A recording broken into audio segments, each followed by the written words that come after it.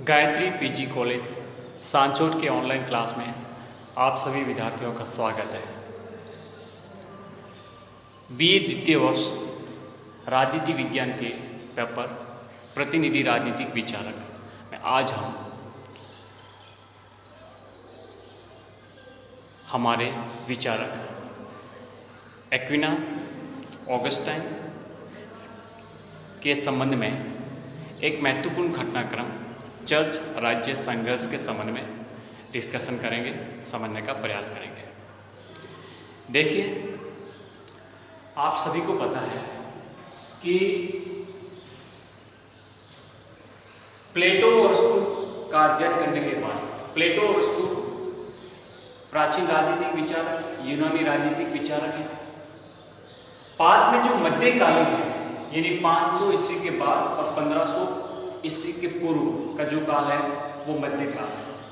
तो मध्यकालीन जो हमारे राजनीतिक विचारक हैं उनमें मुख्य तौर से Saint Augustine, Saint Thomas Aquinas, pope ग्रेलियस, Saint Gregory first, Marcello D Padua, दाते एलिग्रा, बाइक्लिफ और निकोलो मैकियावेली, ये हमारे सभी मध्यकालीन राजनीतिक विचारक के तौर पे जाने जाते हैं।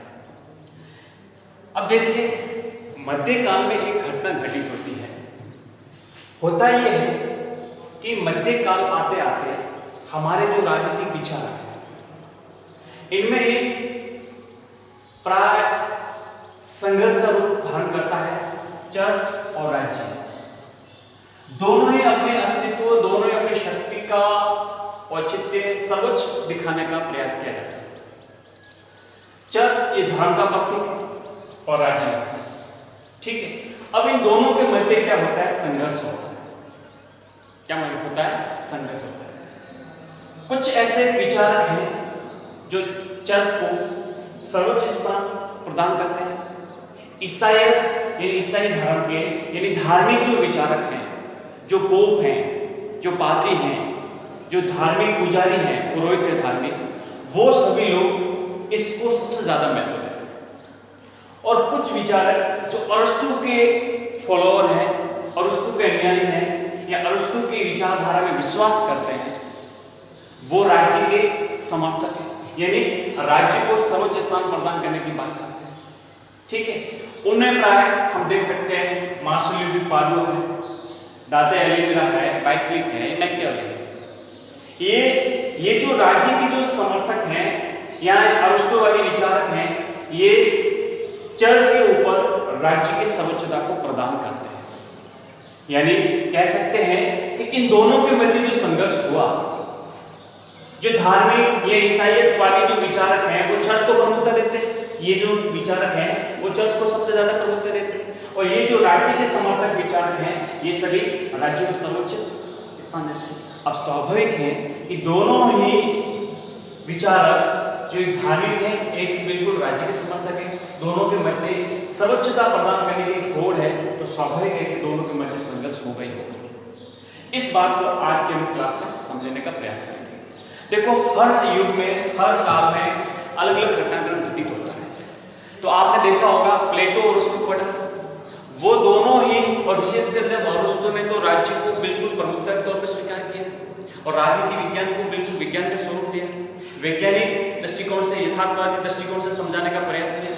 तो ये जो विचारक हैं सभी राज्य की सर्वोच्चता को, राज्य को प्रमुखता के तौर पर स्थापित करने का प्रयास किया इन्होंने। ये जो है, अब यहाँ पे एक प्रकार का संघर्ष पैदा ये होता है।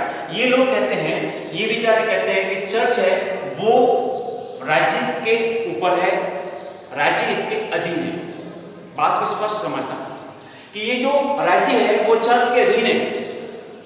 यहाँ जो विचारक हैं वो कहते हैं कि हमारा राज्य ये सर्वोच्च है, हम चर्च के अधीन क्यों हो, हम किसी के अधीन नहीं है।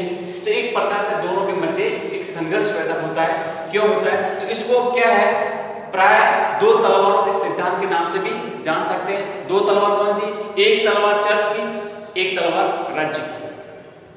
ये जो दो तलवारों के सिद्धांत की मैं जो बात कर रहा हूं, आपको यहाँ पे ये समझना है कि जो दो तलवारें वो कौन सी, क्योंकि तलवार शक्ति का प्रतीक होती है, तलवार एक राज्य चिन्ह होता है, शक्ति का प्रतीक होती है। तो ये कहते हैं कि ईश्वर ने, इनका मानना है कि ईश्वर ने हमको दो तलवारों से संपन्न बनाया है। एक तलवार चर्च है, दूसरी तलवार राज्य है। ये दोनों ही तलवारें हैं जो ईश्वर के द्वारा प्रदान है। अब जो चर्च यानी धर्म का प्रतीक, ईश्वर का प्रतीक, ये जो तलवार है, इस तलवार के अधीन ये तलवार है। कहने का तात्पर्य ये हुआ कि जो चर्च है वो राज्य से ऊपर है, प्रमुख है, राज्य है वो इसके अधीन है। इसलिए जो चर्च की तलवार है वो राज्य की तलवार से भी ऊपर है, और जैसा चर्च का आदेश है ऐसा कैसा राज्य को स्वीकार करना पड़ेगा। राज्य है वो चर्च के विपरीत नहीं जा सकता, क्योंकि इनका ऐसा मानना है कि जो ईश्वर ने जो तलवारें दो दी, उसमें सबसे ज्यादा जो चमक थी वो किसमें थी? जो चर्च को दी हुई थी। ठीक है, तो चमक का ज्यादा होना, ईश्वर का अंश ज्यादा होने से इन्होंने उसका अर्थ साबित किया कि जो दो तलवारें हैं, दो तलवारों में से जिसकी ज्यादा चमक थी वो थी चर्च की तलवार, और जिसकी कम थी वो राज्य की तलवार। तो इसका अर्थ ये हुआ कि राज्य की जो तलवार है वो चर्च की तलवार के अधीन है, इससे ऊपर नहीं है। इसलिए जो ये भी आदेश देते हैं उन आदेश का पालन इनको करना है। कोई भी कार्य करते समय चर्च का उन्होंने एक प्रकार से अधीन रहते हुए काम करने की बात को स्पष्ट करते हैं। तो यहाँ पे समझ सकते हैं कि जब यहाँ पर एक प्रकार का संघर्ष पैदा हुआ, और इस संघर्ष के दौरान इन्होंने ये बताया कि सर्वोच्च सत्ता है वो चर्च की होनी चाहिए, लेकिन राज्य के जो समर्थक थे इन्होंने इसका विरोध किया। एक बार मैं पुनः रिपीट करता हूँ कि जो ईसाई विचारक है, इनका मानना था कि मनुष्य दो विभिन्न शक्तियों के अधीन है, वह दो तलवारों के अधीन है, क्योंकि तलवार शासन और शक्ति का प्रतीक है। परमात्मा जो समस्त शक्तियों का जो स्रोत है, एक तलवार सम्राट को दी है, यानी राज्य को दी है, राज्य के जो शासक है उसको दी है, और दूसरी तलवार किसको दी है? चर्च के जो प्रमुख है, चर्च के प्रमुख कौन होते हैं? पोप होते हैं, पोप को दी है। अब प्रभु ईसा ने ये यहाँ पर प्रदर्शित किया है, यानी पोप का ऐसा मानना है कि प्रभु ईसा मसीह ने ये प्रदर्शित किया है कि संसार में दो प्रकार की सत्ताएं या शक्तियां होती हैं, एक है राज्य और दूसरा है चर्च। दोनों में परस्पर सहायता का भाव रहना चाहिए, ऐसा ईसाईवादी जो विचारक हैं उनका मानना है। अब इस सिद्धांत को, यानी चर्च के जो समर्थक हैं या चर्च से संबंधित जो अपने विचार हैं, उनमें जो ऑगस्टाइन और पोप ग्लेसियस प्रथम ने प्रभावी और कानूनी रूप से प्रतिपादित करने का एक प्रकार से प्रयत्न किया और स्पष्ट किया। क्या कहते हैं? देखो, सबसे पहले जब 11वीं सदी में रोमन के जो सम्राट थे हेनरी चतुर्थ और पोप ग्रेगरी सप्तम, अब ये सम्राट थे हेनरी चतुर्थ और पोप थे तत्कालीन समय में कौन से? ग्रेगरी सप्तम यानी ग्रेगरी सातवें के मध्य अनेक विवाद उत्पन्न हुए, और उन विवाद का मुख्य कारण क्या था? कारण ये था कि दो तलवारों का सिद्धांत। अब हेनरी चतुर्थ ये कहते हैं कि नहीं, मैं राज्य के आदेश को क्यों स्वीकार करूं, राज्य के आदेशों को मैं क्यों मानूं। पोप ग्रेगरी सप्तम कहते हैं कि नहीं, मैं ईश्वर का दूत हूं, ईश्वर के मेरे अंदर अंश है, मैं जो कहता हूं ऐसा आपको मानना चाहिए। तो ये तो दोनों तलवारों के मध्य एक प्रकार का संघर्ष हुआ। अब देखो, एक बार मैं स्पष्ट करता हूं आखिर दो तलवार है क्या। तो कह सकते हैं कि दो तलवारों के सिद्धांत का अभिप्राय यह है कि संपूर्ण मानव जाति एक समाज है। संपूर्ण मानव जाति क्या है? एक समाज है, क्योंकि सब मानव एक समाज में रहते हैं, किंतु उसकी दो प्रकार की जो आवश्यकता होती हैं, उन आवश्यकताओं की पूर्ति के लिए ईश्वर ने दो सत्ताओं का सृजन किया है। दो सत्ताओं का सृजन किया है। कौन कौन सी सत्ता है? एक है आध्यात्मिक सत्ता और दूसरी है लौकिक सत्ता।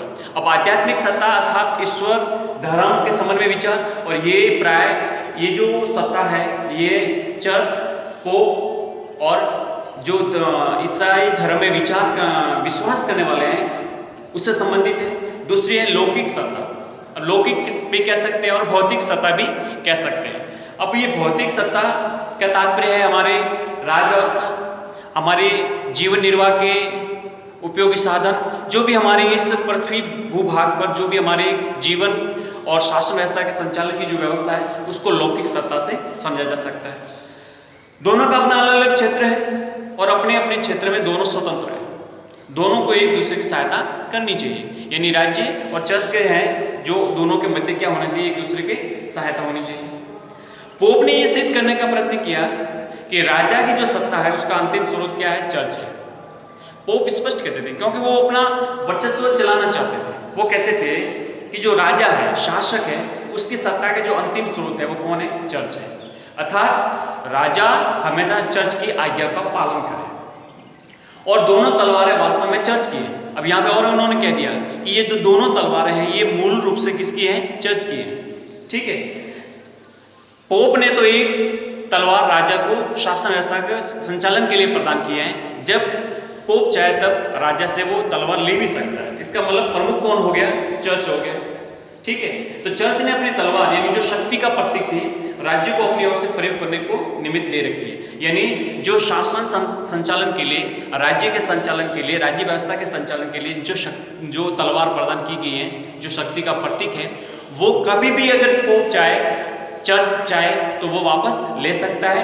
इसलिए इस पर एकाधिकार किस करेगा, चर्च करेगा।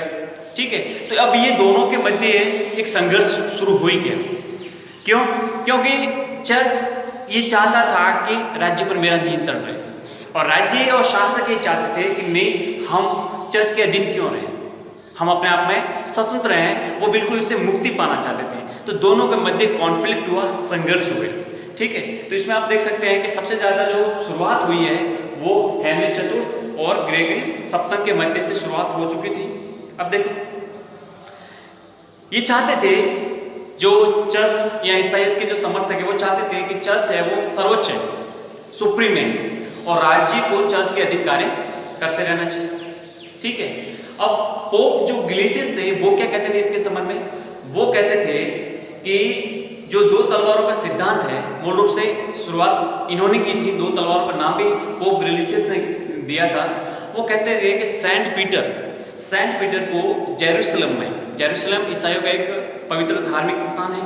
तो ये कहते हैं कि सेंट पीटर को जेरूसलम में ईसा मसीह ने दो तलवारें भेंट की थी। उनमें एक तलवार चर्च का प्रतीक है, एक तलवार राज्य का प्रतीक है।